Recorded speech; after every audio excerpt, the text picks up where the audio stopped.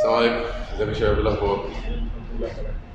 ممكن تعرف بك الاول؟ محمد شعبان مصطفى، كيميكال انجينير، قسم فيرارا. منار حمد اسماعيل، كيميكال انجينير في رابعه. ممكن نعرف انتوا دخلتوا هندسه ازاي؟ اول حاجه انا كنت في ثانويه عامه، كنت في ثانويه 3 سنين، قسم الالكترونيات. بعد كده خلصت ودخلت معهد سنتين، معهد فن الصناعه المطريه. وبعد كده جبت 96 11% ودخلت ده كان تنسيق عالي في سنه. تنسيق عالي. اقل هندسه كنت 95. انا ما كنتش معهد سنتين، يعني كنت في مجمع التكنولوجيا المتكامل بالسلام. وده بيبقى عندك تو اوبشن، ان انت تاخد 3 سنين وبعد كده تدخل تمتحن معادله فتدخل هندسه، او ان انت تكمل السنتين التانيين فتدخل بالتنسيق اللي احمد دخل بيه. فانا اخترت الطريق الاسهل وخدت ال5 سنين، وبرضه التنسيق كان عالي جدا. بس يعني الحمد لله، يعني الواحد جاب مجموع كويس والحمد لله دخلنا الكليه. بس المكان بتاعي ما كانش يعني هو ما كانش حكومي، يعني هو كان رابط ما بين الانتاج الحربي والحكومه العاديه، ومنحه بريطانيه اسمها بيتك بيرسو.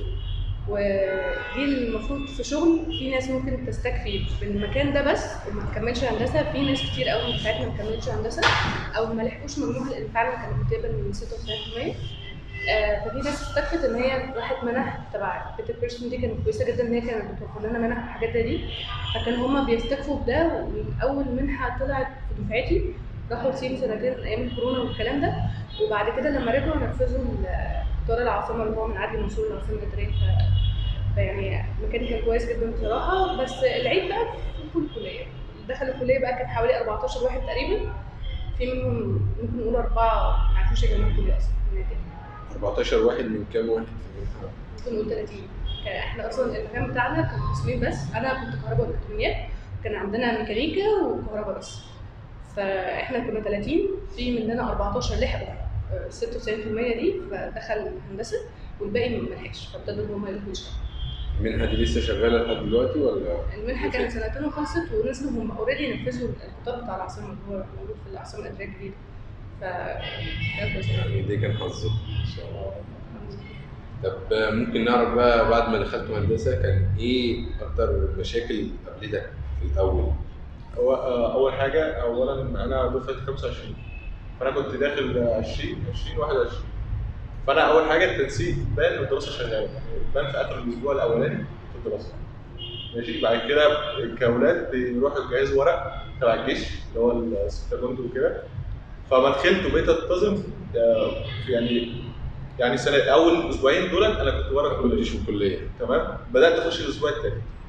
تمام. ساعتها نظام الكليه كان متقسمين نص الدفعه ايه ونص الدفعه بي، يعني نص الدفعه بيحضر الاسابيع الفرديه، نص الدفعه بيحضر الاسابيع السلبيه. ماشي. فانا كنت بحضر في السكاشن النهارده، انا داخل فاتني محاضرتين وانا داخل في النص ما اعرفش اي حاجه. في حاجات فاتتني كتير. وبعد كده فاجئ، مثلا كان فاكر ان ساعتها في الكيمياء كان في كويز في الاسبوع الرابع على الاسمنت واللون، فانا داخل في النص وعليا الكويز الاسبوع الجاي وانا لسه على الله. تمام. فكانت يعني الدنيا مشيت الحمد لله. يعني هي لما دخلت كنت انت المعهد ظهر النتيجه متاخر، فانتوا دخلتوا متاخرين، زائد ان كان في مواد مثلا كنت عارفها، ولا كان الصدمه بتاعت المواد بعد ما دخلت كانت مواد صعبه مثلا انت الاساسيات بتاعتها مش موجوده، ولا لا مواد عاديه بس المشكله يعني الاسبوعين اللي فاتوه؟ يعني مثلا انا في صناعه 5 سنين، اول ما باخدش كيمياء، انا اخر كيمياء خدتها في ثالثه اعدادي، ما باخدش كيمياء خالص. ال5 سنين اللي هم بتاع سنتين بتاع صناعه معهد و3 سنين بتاع كده. ده اول حاجه. الرياضه بناخد رياضه، ما بقولش خدنا رياضه في المعهد بس رياضه بسيطه جدا، يعني مش اللي هي الحاجات المتطلبه للكليه. تاني حاجه برضو في الانجليزي برضو عندنا في الكليه مش بيهتموا بيه قوي، يعني في المعهد او بتاع الانجليزي برضو مش زي بتاع ثانوي. فداخل الكليه. وتاني حاجه برضو الفيزياء او مش الفيزياء اللي انا كنت باخدها اللي هي بتاع كهرباء، فيزياء كهربائيه اكتر من الفيزياء اللي هي بتاع خواص المواد. بس ديت كان فيها اساسيات رياضه واساسيات انجليزي واساسيات طيب وانت يا منور المشاكل اللي واجهتك في اول ما دخلت الكليه خالص؟ المواد كلها. يعني انا المكان اللي انا كنت بدرس فيه ما كنتش، يعني ممكن نعد ايه مواد اعدادي، انا ما خدتش حاجه هنا غير الماده اللي هي كانت بتاعه البروجكت اللي احنا كنا بننفذه كاردوينو او اونو والكلام ده، دي امتياز. بقيه المواد انا ميته. وماده الانتاج كان الشطار فيها كانوا اللي هم تبع قسم ميكانيكا في المجمع، دول ما شاء الله. لو عدينا بقى البرمجه، هي البرمجه والماده بتاعه البروجكت هم دول اللي انا جبت فيهم امتياز. باقي المواد انا داخله انا مش فاهمه اي حاجه، داخله مع باقي الناس عماله تقول ده احنا خدناه في ثانويه عامه وبيهزروا ويضحكوا، وانا قاعده مش فاهمه حاجه.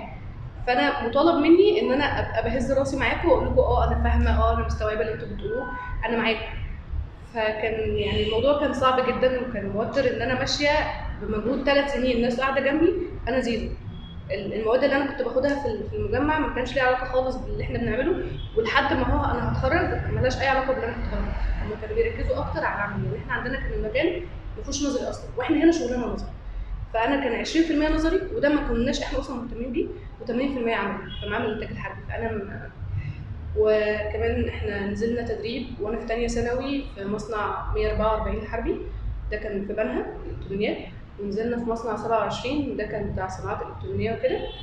فانا اتجاهي كان مختلف عن الكليه، فده كان يعني ايه، ممكن نقول انتحار ان انسان يدخل الكليه وهو مش دارس كل الكلام ده وداخل عايز يعمل ده. دي كانت مشكله كبيره.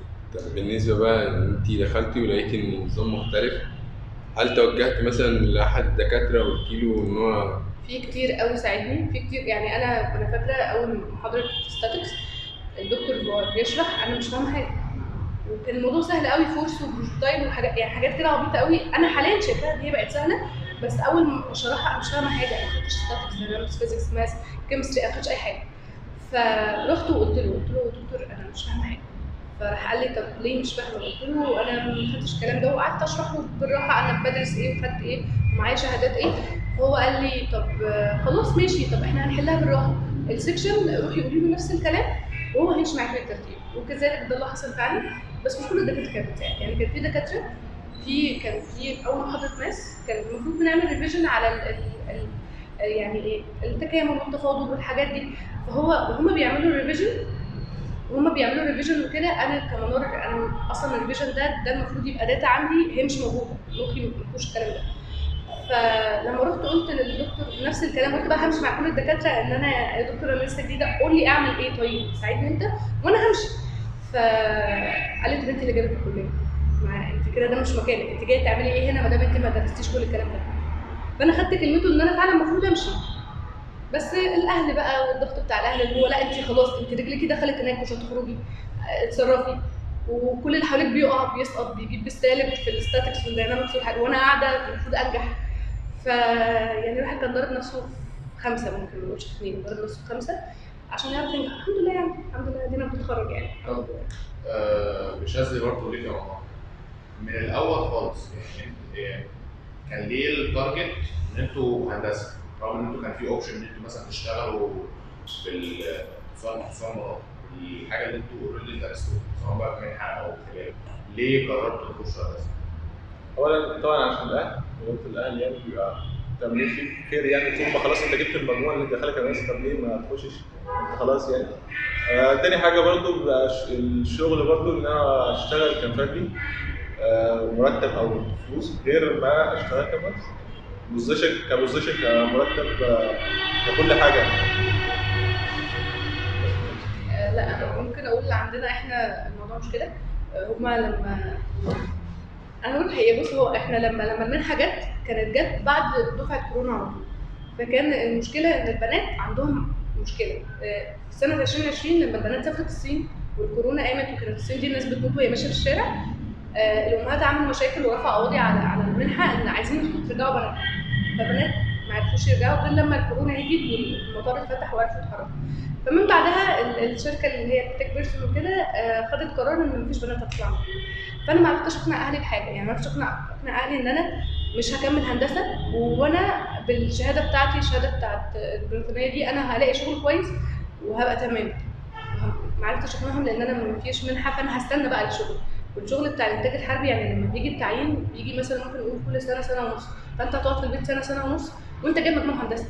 فازاي احنا كبيت مصري انا جايبه مجموع هندسه، يعني انا كنت جايبه 99.1 من 10، فانا جايبه كل حاجه، يعني حتى هندسه بترول سويس انا كنت ممكن اروح كأهلي. اهلي بقى يعني ايه تقعدي ليه؟ بس فهي كان فعلا اكبر سبب اساسي هو الاهل للاسف. الحمد لله.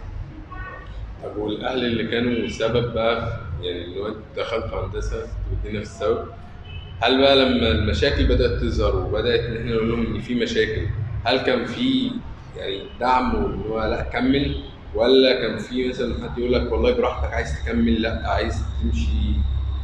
لا كان اكبر ده يعني أنا تقريبا انا مش متخيله ان انا كنت ممكن انجح في اعدادي من غير ماما مثلا. يعني هي كنت رايحه اقول لها انا جايبه في الكويز مثلا 1.5 يا ماما، والناس كلها 10 الاستاتكس كان دايما كنت بشوف، والله مش ببص على درجات الناس بس دي حقيقه، كان كل الناس 10 انا 1.5.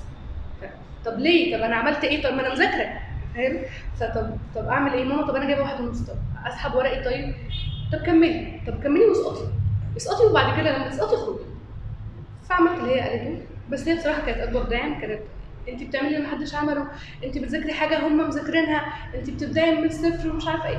كل الكلام ده كان ايه؟ هو كملي وهاتي النص. طب جبت النص بنعيط من الفرحه. يعني انا فاكره الموضوع يضحك شويه، اعمال السنه بتاعت الماس بعد بقى البونص والكيرف والحاجات دي عملت سنه كانت من 60، انا جبت 30 من 60. انا فاكره في اليوم ده قعدت اعيط من الفرحه ان انا جايبه 30 من 60. انتوا مش متخيلين يعني اللي هو انا كده نجحت خلاص، يعني انا جبت النص في الفاينل، انا خلاص كده نجحت والحمد لله نجحت فيه. بس فاهم الفكره ان الواحد بينزل طموحه شويه بعد ما كان في مكان دراسته بيطلع من الاوائل وبيتكرم من وزير الانتاج الحربي، وجه هنا انا بعيط من الفرحه ان انا جبت النص. فهي الفكره بتبقى نفسيه، انت تستحمل بقى النفسيه بتاعتك، فاهم؟ وانت شايف دور الاهل معاك؟ هو انا عامه ما بقولش اللي انا النتيجه اللي انا بجيبها، او هم بيسالوني في الامتحان بقول لهم الحمد لله عملت ايه، يعني عملت الحمد لله. عشان سبب اول امي بتزعل، يعني مش بتزعل ان انا جبت درجه وحشه، ان هي لو جبت درجه وحشه بتزعل، فاهم؟ بس اللي هي مش بتلومني يعني انت جبت درجه وحشه او كده، بس هي بحس ان هي بتقعد تزعل يعني ان انا جبت درجات وحشه، فما بقولش، فبقول عملت ايه الحمد لله هل حد فيكم وصل لمرحله الانهيار اللي هو انا نايم بالليل انا الصبح رايح هسحب الملف وماشي؟ لا دي ما حدش فيكم. هل تاثير حد من الصحاب اللي هو مثلا قرر ان هو انا مش مكمل، حد من صحابكم اللي كانوا موجودين معاكم من المعهد او من المنحه اللي هو انا مش هكمل خلاص انا ماشي، هل الحد ده كان تاثيره اثر عليك ان انت خليتك تفكر فعلا ان انا لا انا هسيب المكان ده، ولا برضه كان اللي هو انا شعور ان انا هكمل هو اللي طاغي عليك؟ عامة ما فيش حد برضه من نفس زمايلي اللي كانوا داخلين معايا، برضه ما فيش حد طلع كلهم كملوا على فانا مش مشكلة. لا المشكله ان انا كان زمايلي كانوا استسلموا بدري، يعني في كتير قوي قلت لك هم كانوا 14، في تقريبا 3 أو 4 ما كملوش السنه وقالوا هنأجل، اصل احنا هنأجل وناخد كورسات وهنيجي سقطوا بره. يعني الفكره مش ان انت تروح تاخد كورسات وتيجي، الفكره ان انت تستحمل. يعني انا في السنه بتاعتي انا ليا توأمي هي برضه في رابعه مدني وكده، كان مش فاكره كان الكويز ماس تقريبا او حاجه زي كده، فهي جابت صفر. انا مش عارفه انسى الموضوع لحد دلوقتي. لما جابت صفر انا جبتها باعجوبه من على باب الشؤون، هي مخها خلاص انا هسحب الملف واروح ادور على شغل بشهادتي، وانا شهادتي اكرمني باللي انا فيه ده. طب اهدي، طب مش عارفه. فهو كان الضغط في اللي حواليك مش انت. يعني انا لو انا كنت لوحدي كنت حاسه ان انا هبقى تمام عايش انا، لكن الناس اللي حواليك عماله بتقع وبتخرج بتسيب الكليه وانت لا انا مكمل. طب ما انت بتجيبي درجات وحشه. لا انا بس برضه كان اكبر سبب مخليني مكمله ماما. يعني هي ماما كانت برافو عليكي كملي، فاهم؟ طب بما انك فتحتي موضوع الكورسات ده، فانت عامله ازاي موضوع الكورسات؟ خدت كورسات في اعدادي وانت نفس الكلام يا جوزيف، خدت كورسات في اعدادي انت ما خدتش، طب تجربه الكورسات كانت عامله ازاي؟ انا ما خدتش، يعني انا عملت تيست الاول لنفسي. انا بصراحه الكورسات كانت بتاخد وقت كبير قوي من اليوم، وانا كنت عايزه جهدي ده لنفسي اروح اذاكر واستوعب، لان برضه الكورسات بتبقى معتمده على الثانويه العامه. هو يقول لك ايه خلاص احنا هنبدا بقى نعمل كده. طب انا تحت، انا لسه تحت، ابدا معايا من تحت. فكان في ناس كتير قوي اللي بيدوا كورسات ما كانوش مهتمين بده، اللي هو يلا هنبصمج دي بكذا، هنعمل دي بكذا. طب ما انا مش فاهمه، فاهم؟ فكان الموضوع بيبقى محتاج وقت كبير. فاكتر ماده انا كنت محتاجه اخد فيها كورس كانت الكيمياء، زي ما احمد قال ان احنا ما خدناش كيمياء من ثالثه اعدادي. فلما خدت فيها برضو رحت للدكتوره ساعتها وقلت لها طب انا مش فاهمه حاجه وانا لسه على الزيرو وكده.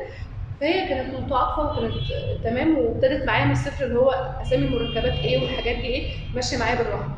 لكن في ناس تانية كانت ما شاء الله عليها، يعني كان يبدا كده معاك يقول لك ايه، لا لا لا انت ده روح احفظه، انت خلاص انت هتفهمه لوحدك، احفظه وانت هتيجي تبقى كويس. طب ما انا مش فاهم، احفظ. فكان مجهود كبير يعني. طب شايفين تعامل زمايلكم مع النظام في اعدادي يعني كان التعامل عامل ازاي؟ سواء بالايجاب او السلب، يعني شو كنتوا حابين يعني عاوزين تبداوا بايه؟ سواء بالايجاب الناس اللي اثروا كويس عليكم في مسيرتكم في اعدادي عملوا ايه لو مواقف او كده، والناس برضه السلبيه عملوا ايه؟ وهل الموضوع اتحسن لما دخلت القسم ولا لا؟ هو عامة أنا عشان داخل 2021 فالتنسيق داخل متأخر. هما ده جمعوا كل اللي داخل المعهد والمعاملات اللي جاية من بره، المعاملات العربية أو الناس جاية من بره جمعوهم في سيكشن واحد. فزمايلي اللي هم معايا في السيكشن هم كلهم زيي. فده كان التعامل معاهم عادي يعني. لكن في المحاضرات أو في المدرجات اللي بحضر مثلا يعني مش شخص اجتماعي قوي يعني، فما كنتش متعرف اول حد في السكاشن. ما حصلش معاك مواقف مثلا ضايقتك هو حد كان بالايجاب؟ هو بس اللي كان في موقف، بس هو موقف في سكشن استاتيكا يعني. كان معاه 2 من الاي جي او 3 تقريبا داخلين الاي جي يعني. فهم قالوا للمعيد يعني، فاحنا كنا موجودين يعني بعد ما السكشن خلص. المفروض يعني ان احنا ما نكونش معاهم. هو انتوا يعني المفروض ما نكونش معاهم واحنا اعلى من كده بالظبط كده يعني. جميل. طيب انا اتقال لي نصيحه قبل ما ادخل، كانت مهندسه عزيزه على قلبي قوي. قبل ما ادخل قالت لي حاجتين. قالت لي عايزه نفسيتك قبل مخك لما تخش الكليه، وعايزه كمان ما تقوليش لاي حد ان انت كنت تعليم فني غير لما انت تضطري، لما تكذبيش. لكن مش اول ما تخشي اصلا انا كنت تعليم فني ما تروحيش تحكي. وده انا استوعبته بعدين، لان في ناس هتبص لك بص ايه ده؟ انا دخلت ثانويه عامه، ده ما امتحنش زيك، انت عارف انا مريت بايه؟ طب عارف انا ضيعت سنتين من عمري، انا درست حاجات انا اسفه جدا هو ما درسهاش، حاجات يعني احنا كمصريين لو عشنا الدايركت اللي هو ثانويه عامه وبعد كده كليه احنا مش هندرسها. تمام؟ انا مش لازم اقعد احكي ده، بس ليه النظره دي؟ يعني ليه النظره؟ يعني انا للاسف كان السكشن بتاعي كان كله ناس شاطره ما شاء الله، بس هم كانوا بيتعاملوا معايا معامله اللي هو مثلا اجيب في كويز 1 أو 1.5 او الارقام اللي عجيبه كنت بجيبها دي، اللي هو انت جبتي كده ليه؟ ما لقيتش، يعني انا للاسف ما لقيتش. انت بتقول قولي ايجابي، ما فيش ايجابي خالص. انا ما لقيتش اي حد وقف معايا اللي هو طب خلاص، طب تعالي هنشوف حل، طب تعالي هحاول ان انا الم لك الدنيا، طب هجيب لك ملخصات قديمه. انا كنت فاكره ان انا هبقى عايشه ده، لكن انا ما عشتوش يعني. ما كانش في اي حد بيساعد. لما دخلت التخصص ابتديت اكون بقى، مش هنقول صحاب، هنقول اخوات. هم كانوا ساندين جامد، او يمكن القسم بتاعنا هو بصراحه كويس قوي في الموضوع ده، ان هم بيساندوا اي حد، مش بس اللي جاي تعليم فني. فهم يعني خلوني اشيل او اتغاضى عن فكره ان بتوع ثانويه عامه كلهم عاملين كده، هو لا انا مش هديكي المعلومه بتاعتي. الحمد لله يعني. طب ممكن بقى في الاخر يعني تقول لنا ايه اكتر النصائح اللي انت ممكن تقولها لحد داخل اعدادي هندسه، سواء كان تعليم فني او ثانويه عامه، هو ازاي يتعامل معاهم مثلا؟ هو مثلا انا لما دخلت كان في كذا حد سالته قلت له اذاكر مثلا رياضه منين؟ فقال لي مثلا ذاكر من الملازم، ديت ما انصحش ان انت تذاكر من الملازم، ماشي؟ بسبب ان هو الملازم ساعات بيجي في مسائل رياضيه. انا بقى كنت بتشدد في البيت، بيجي مثلا خطوتين او مثلا يتصل خطوتين في خطوه او 3 خطوات. انا بقى قاعد في البيت ماشي معاه واحده واقف في النص، ايه اللي حصل هنا؟ انا مش عارف، كنت بتجنن حرفيا يعني، ماشي؟ بعد كده بعد التجربه عرفت ان هو كان احسن حل بالنسبه لحالتي يعني انا اذاكر من سلايد الدكتور فياض. ان هو الدكتور فياض بيشرح خطوه، ولو في اختصار او في حاجه معادله رياضيه المفروض انت عارفها في ثانويه عامه هو كان بيكتبها على جنب كده ويلونها. دي حاجه. ده كرياضه. وكمذاكره من الملازم مفيش مذاكره من الملازم خالص. تاني حاجه الفيزياء، يعني هو كنت بسمع دكتور معين وقريت في الفيزياء يعني، بس بعد كده في المعادله في سنه الترم الاول سمعت دكتور مسيري على اليوتيوب، ليه محاضرات مسجله على اليوتيوب، فكان وافق بغلط بصراحه. بس وطبعا الانجليزي، والانجليزي طبعا اهم حاجه. الانجليزي طورته ازاي اساسا؟ انت بالنسبه لنا بس ما شاء الله يعني احنا دايما لما حد بيكلمنا عن طلاب المعاهده منار وشاذ، بس ما شاء الله الله اكبر اللي احنا شايفين شايفين ناس كتير، وانا ليا اصحابي كتير كمان مشتركين ممكن مع منار. لا في ناس كتير سابت وراحت سكك ثانيه من بعد اعدادي على طول، ففكره ان انتم مكملين كده بس ما شاء الله. احنا خلاص هنتخرج كمان كام شهر، فدي حاجه يعني تستحق الاحترام مننا كلنا. الانجليزي بقى عملتوا ايه فيه؟ عشان انا عارف ان ده بيبقى معضله كبيره. هو مشكله الانجليزي لسه قائمه لحد دلوقتي يعني ما اتحلتش 100%، بس هو عامه مشكله الانجليزي ان هي اصلا في الصناعه كانش في مدرس انجليزي، او كان في سنه كده مفيش مدرس انجليزي. تخش الامتحان هم مدرسين المراقبين بيقولوا لنا الاجابات والدنيا تمام. وكذلك في المعهد كان في انجليزي في ترم واحد والانجليزي كان عدى كان كافي يعني. لكن في التطوير الانجليزي مشكله الانجليزي لسه قائمه بالنسبه لي يعني. بس هو يعني بذاكر بشوف حاجات على اليوتيوب مجانيه، ببدا احفظ كلمات او اشوف اذاكر كلمات. لا الانجليزي ما كانش فيه ازمه لسبب ان احنا كان عندنا حاجه كده بتحصل ممكن نقول كل ترم ماشي. فكره ان المتعهد او الرابط ما بين الانتاج الحربي والانتاج بيرسون بيجي يتكلم مع اوائل الدفعه، فهم ما كانوش بيدونا ماده انجليزي، هم كانوا بيدونا كورسات انجليزي من احنا في ثانوي. ليه؟ عشان انا هقعدك انت كطالب هتقعد انت تتكلم مع المتعهد. كان مره جابوا واحد هندي، يعني واحد كان مقطع عليه في الانجليزي ماشي، جايبينه بقى اللي هو ايه يتكلم بقى مع طالب في ثانوي واحنا هنوريك بقى هو بيتكلم ازاي، وهو اللي داخل ثانويه عامه ولا عمل حاجه. فانا الانجليزي ما كانش معضله. وبالنسبه للسؤال اللي مصطفى ساله من شويه عن المواد، انا مش هنصح شاذلي يعني نصح كويس جدا. انا اللي هقوله ادخل بنفسيتك عاليه مش بدماغك، دماغك انت هتنجح بس نفسيتك اهم من معلوماتك يعني، دي اهم حاجه. شكرا يا شباب، واتمنى بجد ان احنا ما نكونش يعني تقلنا عليكم في الاسئله، واتمنى ان الناس تستفيد من اللي انتوا قلتوه. يعني ما شاء الله قلتوا حاجات كتيره وتنفع ناس يعني اجيال جايه ان شاء الله وتكون في ميزان حسنات. شكرا. جزاكم الله كل خير يا اخي.